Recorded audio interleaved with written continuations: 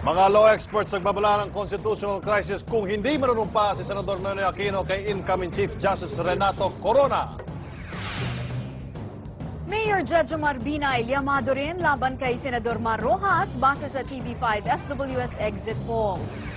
Dating Budget Secretary Ben Jokno may payo kay Noynoy Aquino para maayos sa ekonomiya sa harap ng 4 na trilyong pisong utang na mamanahin niya. Magkakahiwalay na insidente ng sunog sumiklab sa Rizal, Pasig at sa Quezon City. 3 bata patay matapos tumilapon ang sinasakyang SUV sa Skyway. Mga Buddhist monks nangangamba ng malakihang pagbaha dahil sa patuloy na pagkakatunaw ng ice cap sa Himalaya. Congresswoman-elect Lucy Torres Gomez balik hataw sa PO5. At Willie Revillame, babalik pa kaya sa programa niya sa Wawawi?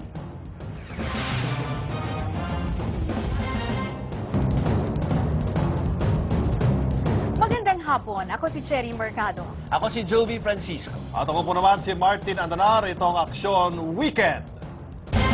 Simulan natin ang aksyon sa babala kay Presidential Frontrunner Noynoy Aquino ng mismong paparitirong Chief Justice na si Renato Puno at ng iba pang mga law experts. Malaking problema raw kapag ipinilit ni Noynoy na manumpa bilang presidente sa isang kapitan del barrio kesa sa bagong punong maestrado.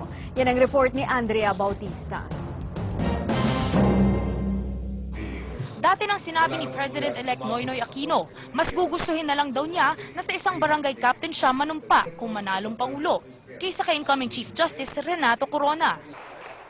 Dito nag-alala si outgoing Chief Justice Renato Puno. Gaya ng naunang babala ng palasyo, sabi ni Puno, baka pagmulan pa ito ng isang constitutional crisis. The higher you are in the government, the more you should respect the rule of law.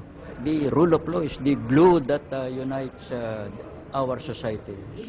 Ito rin ang paniwala ng Dean ng UP Law na si Marvic Leonen, na ayon daw sa batas ang pagkakalagay sa pwesto ni Corona.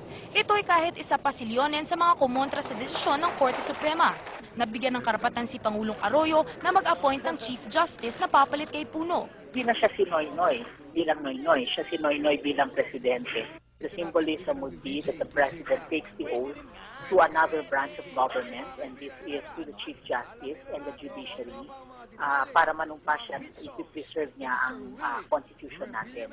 Kasama sila Noynoy sa mga kumontra sa desisyon ng Korte Suprema na makapag-appoint ng susunod na maestrado si Ginang Arroyo.